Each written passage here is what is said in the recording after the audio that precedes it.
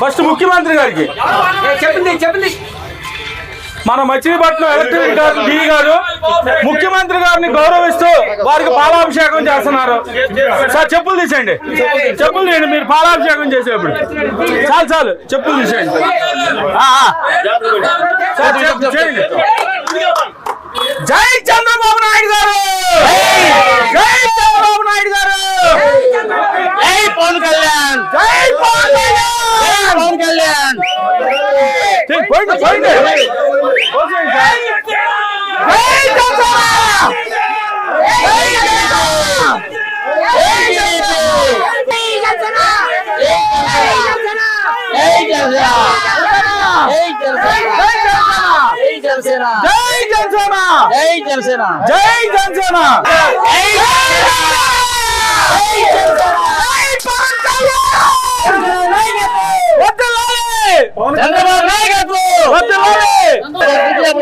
ఎందుకు చేశారు ఉద్దేశం చెప్పండి.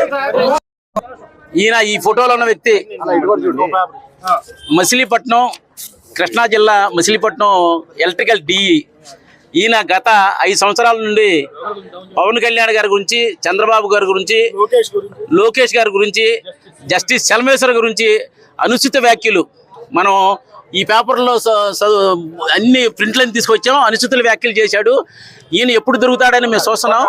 ఈ రోజున ఆయన ఇంటికి వచ్చి గాంధీవాదంగా ఆయన్నేం అనుకోకుండా ఈ పోస్టులు ఎందుకు పెట్టారంటే నేను తెలియక పెట్టానంటే అమాయకుడిగా మాట్లాడుతున్నాడు. డిఈ ఆయన ఎలక్ట్రికల్ డిఈ.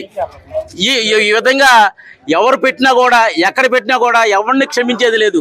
మా పవన్ కళ్యాణ్ గారి గురించి కానీ, చంద్రబాబు గారి గురించి కానీ, ఎవరి గురించి అయినా సరే ఎక్కడ పెట్టినా కూడా ఆయన అంత ముందు 2-3 సార్లు చెప్పుంటాం మేము. చెప్పినా కూడా ఆయన ఫోన్లో ఇప్పుడు వరకు డిలీట్ చేయకోకుండా ఈ చూడండి, చంద్రబాబు గారు జైలుకి పోతే రోడ్డు మీద దొరిలాంటే పావలాగాడు. ఇదండి పెట్టేది పోస్టులు. ఇట్లా రకరకాల పోస్టులు. ఎలా పావలాగా మీ అన్న చేస్తే సంసారం, జగనన్న చేస్తే విచారమా? అయినా ఇది జగనన్న ఇల్లు కాదురా, ప్రభుత్వ భవనం. ఆయన గవర్నమెంట్ ఎంప్లాయీ ఉండి ప్రజలు కట్టే ట్యాక్సులు తీసుకుంటూ ఉండి ఆయన ఈ విధంగా వ్యాఖ్యలు పెడతాం. అట్లాగే ఇటువంటి వారు ఎవరైనా సరే ఎక్కడున్నా సరే వదిలిపెట్టకుండా జన సైనికులు వాళ్ళు తాట తీస్తామని తెలియజేస్తూ, ఇంకొకసారి ఈ డి గారిని ఎప్పుడైనా మాని ఇట్లాంటి వ్యాఖ్యలు మాని ఉన్నాయని డిలీట్ చేసి చెయ్యాలని చెప్పి కోరుకుంటూ ఆయనతో పాలాభిషేకం చేయడం జరిగింది. ఆయన క్షమించమని చెప్పమంటే ఎంతో బాధపడి నేను అర్జెంటు టాయిలెట్కి వెళ్ళాలని పైకి వెళ్ళిపోయాడు. ఆయన హెల్త్ రీత్యా ఆయన వదిలేసాం, లేకపోతే మామూలుగా అయితే వదిలిపెట్టే ప్రసక్తే లేదు. రాబోయే కాలంలో కానీ గతంలో కానీ ఎవరన్నా పెట్టుంటే డిలీట్ చేయండి.